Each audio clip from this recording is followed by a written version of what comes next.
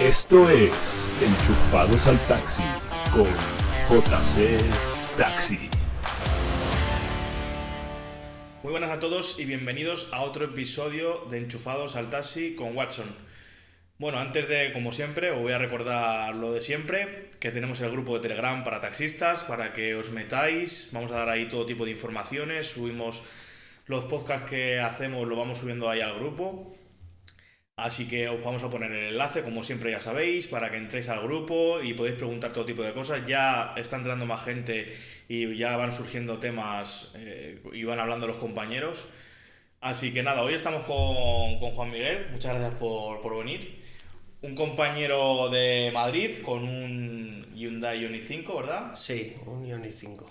Y nada, vamos a hablar un poquito de la experiencia que ha tenido él y que está teniendo él con un taxi eléctrico. Así que cuéntanos un poquito qué tal tu experiencia en cambio, porque tú tenías antes una furgoneta, ¿verdad? Sí, yo tenía una furgoneta.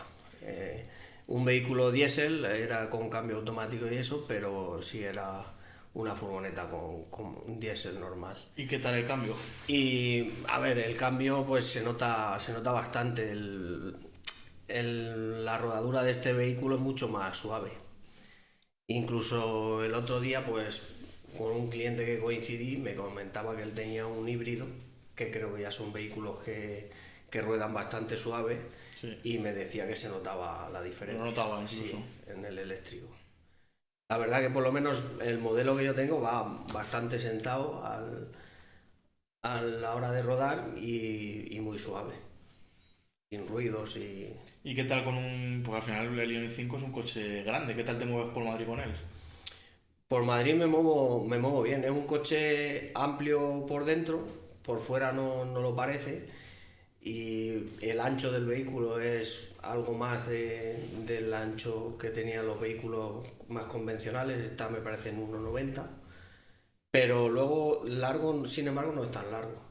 No es muy largo, pero sí es verdad que es un poco ancho. Sí, por eso te digo que son vehículos más anchos, pero sin embargo el largo total no es demasiado. Vamos, por ejemplo, yo tuve un Super B y estaba en los 5 metros y este está en 4,80 y pico. El Super B Sí. era buen barco. Entonces, teniendo el mismo o incluso más habitáculo, el vehículo no es tan largo. Bueno, y cuéntanos, que la gente estará ya... ¿qué tal las autonomías con el Hyundai Ioniq 5? Las autonomías, bien. Yo diría que más o menos cumple las expectativas que, por ejemplo, te dice el catálogo. Vamos, circulando... ¿Qué homologa el coche? Pues este coche homologa, por ejemplo, 480 kilómetros en circuito Que mixto. es una batería de 72 kilovatios. Sí, y yo los he llegado a hacer. O sea, ¿Sí? yo he hecho en circuito mixto 496 kilómetros, 490. quedando todavía un margen de 40 kilómetros. Que aunque bueno, para los que no sean usuarios de estos vehículos pueda parecer poco, Sí, se puede gestionar para llegar a un cargador o a casa o tal. O sea que bien. Y ya te digo, el coche homologa en ese circuito mixto 480. A lo mejor con el frío te quedas en 440 o por ahí. Pero bueno, si ya en invierno y con el frío por lo menos 400 Sí. los haces... Yo luego, mi opinión, y con compañeros que he comentado esto, aunque la mayoría de la gente parece a veces que piensan que pierde más autonomía con el calor, yo creo que es al contrario. Sí. Como Yo también lo he descubierto este Sí. año con el invierno, con el mío. Con esto no estamos diciendo que se queden sin autonomía, Sí, cuidado. pero es la que te digo, a lo mejor yo en temperaturas críticas de invierno pues me quedaría en 440 kilómetros. Sin embargo, en verano no me baja tanto la autonomía. Sí, a mí me ha pasado lo mismo. Yo ahora con el Model I en invierno, en una situación crítica de mucho frío, 300 kilómetros me baja. Pero bueno, son 300 kilómetros. Sí, sí. Que por lo menos... a lo mejor hay gente que sí que le da para una jornada, hay gente que no y tienes que para cargar, pero vamos, que las cargas ya sabemos que son rápidas y que no tienes que estar 3 horas cargando para 200 kilómetros. Sí. O sea, A ver, la carga normal y a lo mejor recomendable Pues sí, podríamos decir que es lenta, que a lo mejor, no sé, cargando en casa, pues son, Sí, bueno, cargando en casa siempre es lento. claro, o sea, cada 2 horas 100 kilómetros, que digamos es lo que más se recomienda para el uso del vehículo. Pero luego está claro que si tú un día necesitas más autonomía, pues en un cargador rápido, no sé, con 20-30 minutos has recuperado la mitad de la batería. Sí, sí. En un cargador rápido. Luego en los super rápidos se carga completo en 20 minutos. Sí, no, es rapidísimo. Sí. Las cargas rápidas es rapidísimo. Que hay gente diciendo que sigue poniendo excusas de que se tarda muchísimo y no se tarda nada. O sea, yo ayer cargué el 70% en 25 minutos. Yo, como hablaba antes, por ejemplo, en el catálogo de este coche dicen que en 5 minutos recupera 100 kilómetros de autonomía, y eso es cierto.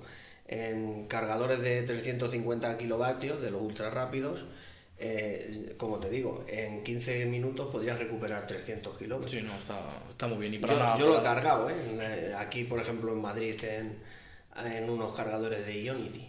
¿Qué tal ves tú los cargadores aquí en Madrid?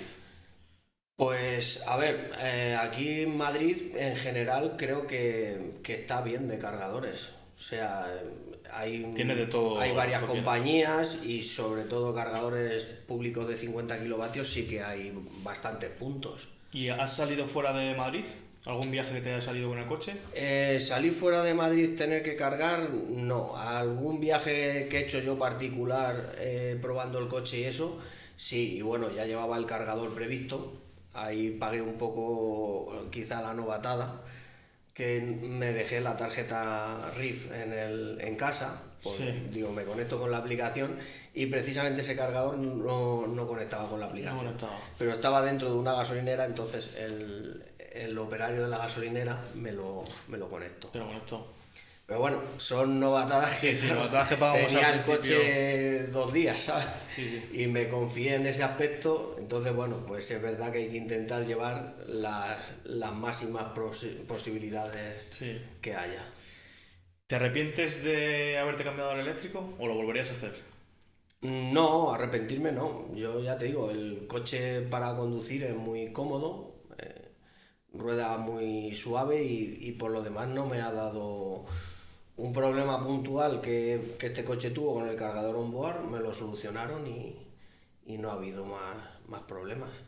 ¿Qué tal? Porque sabemos que Hyundai con los mantenimientos tenemos un problema ahí con Hyundai. Cuéntame, ¿qué es lo que ha pasado con los mantenimientos y qué ha pasado con los mantenimientos de...? A ver, yo como digo, yo con el coche estoy conforme, estoy contento, con la marca no. Y sobre todo cuando tú compras este coche de uso profesional. A lo mejor un particular que puede andar entre una horquilla de 10-20 mil kilómetros al año, pues no le afecta tanto, porque esta marca quiere, digamos, ponerle los mantenimientos a los eléctricos como si fuera un combustión de gasolina. Ya, no tiene nada que ver. Cada 15.000 kilómetros vaya al concesionario. Y como te digo, pues a lo mejor un particular, si hace entre 15 y 20, va una vez al año al concesionario aproximadamente. No le influye demasiado. Y el coste vendría siendo unos 200 euros cada 15.000 kilómetros. Tal y como el coste que tienen los mantenimientos. ¿Y qué mantenimiento le hacen a un coche eléctrico cada 15.000 kilómetros?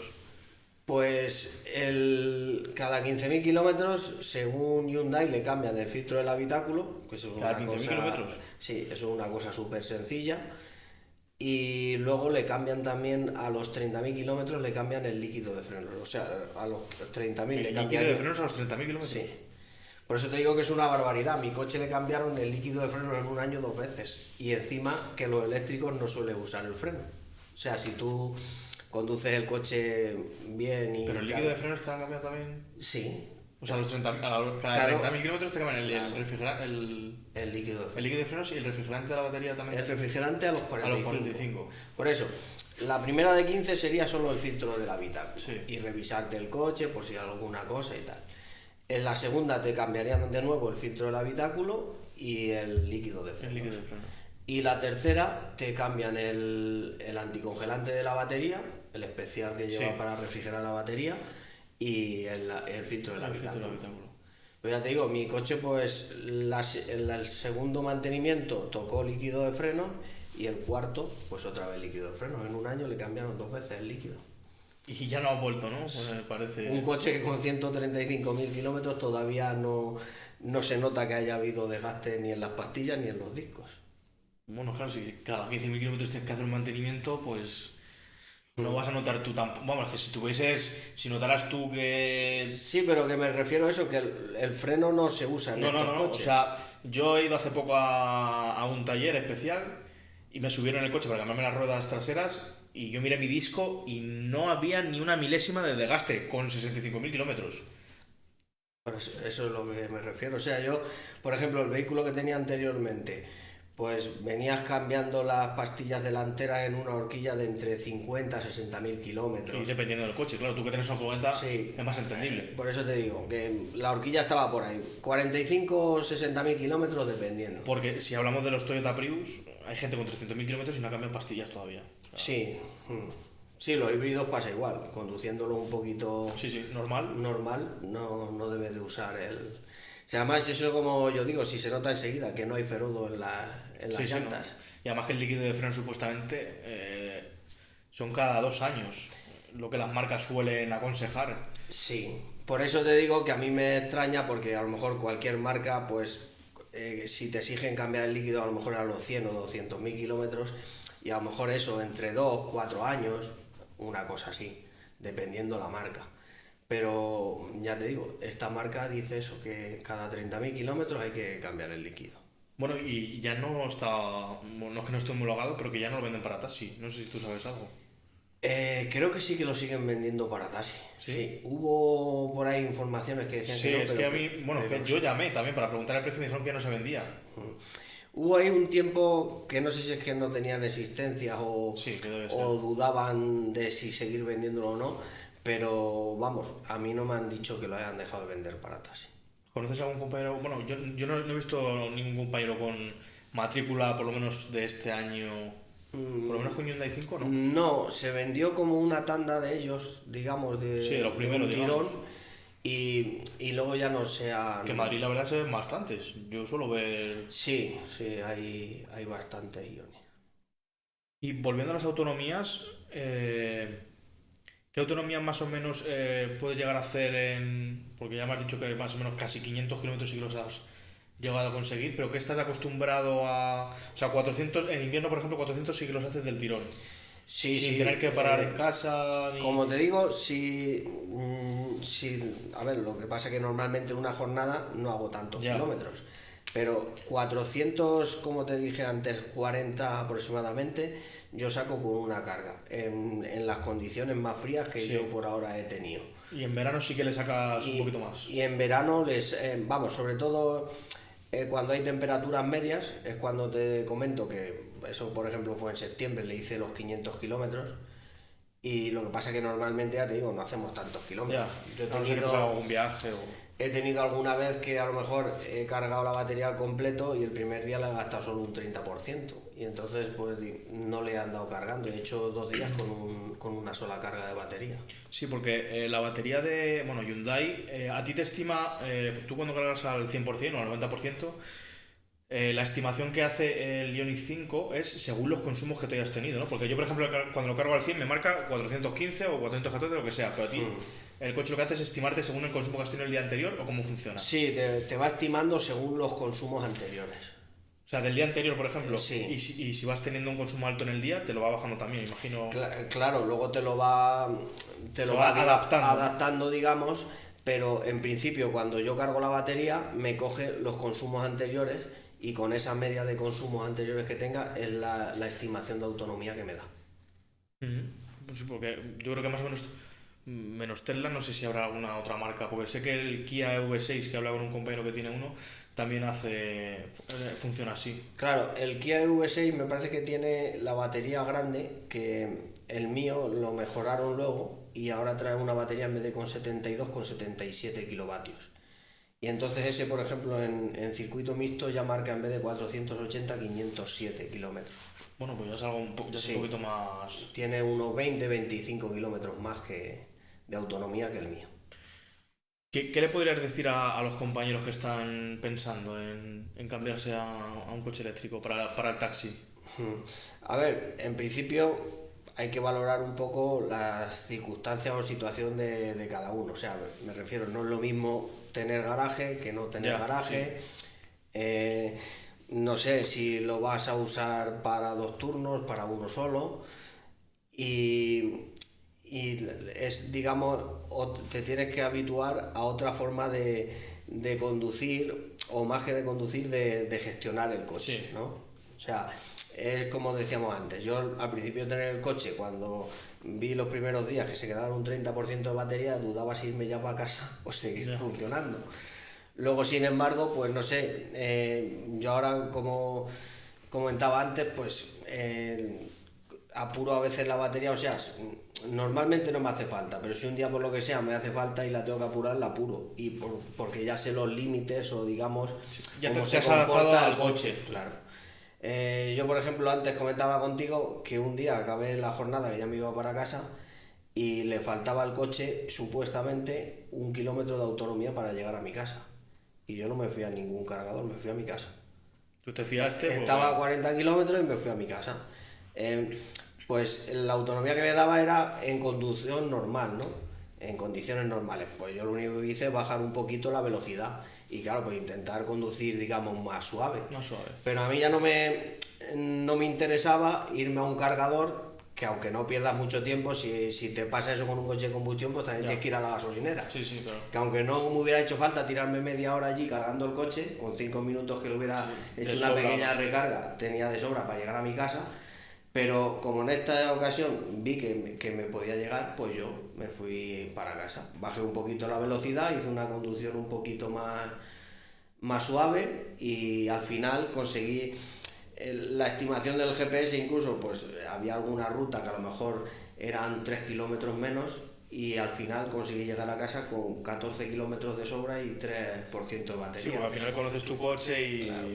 Que luego pasa igual. Si yo en esa circunstancia hubiera visto que lo que el coche me estimaba, digamos, me iban fallando las previsiones, había cargadores de camino. O sea que había otras opciones, ¿no? Para en un momento dado, pues está cayendo mucho la autonomía, pues a buscar un cargador. Vamos, que había cargadores más o menos de camino, y haberle puesto un poquito de carga. Pero ya te digo que llegué a casa sin problema, y una vez que tú le coges ese, digamos, el funcionamiento y el comportamiento del coche, pues ya no te entran esos agobios que, digamos, sentirías al principio, ¿no? ¿Y qué estás gastando en casa al mes cargando el coche? Pues depende bueno, del kilómetro. Tú tenías tarifa con casa, ¿no? Sí. ¿Tú lo tienes en monofásico? Sí, monofásico. Monofásico sin contador aparte, lo tenías conectado a la red de casa. Sí, yo no tengo... Sé que hay tarifas nocturnas que son más económicas, pero como lo tengo con lo de la casa, no me interesa, y tampoco quería tener, digamos... no, y digamos, la atadura de tenerlo que cargar sí o sí nocturno. Yo, aunque normalmente trabajo en horario diurno, y por la noche es cuando suelo cargar el coche, pero luego, como te digo, luego tengo el resto de consumo de la vivienda, y entonces eso se hace durante el día, y ahí ya sabes que se dispara el kilovatio con la tarifa nocturna.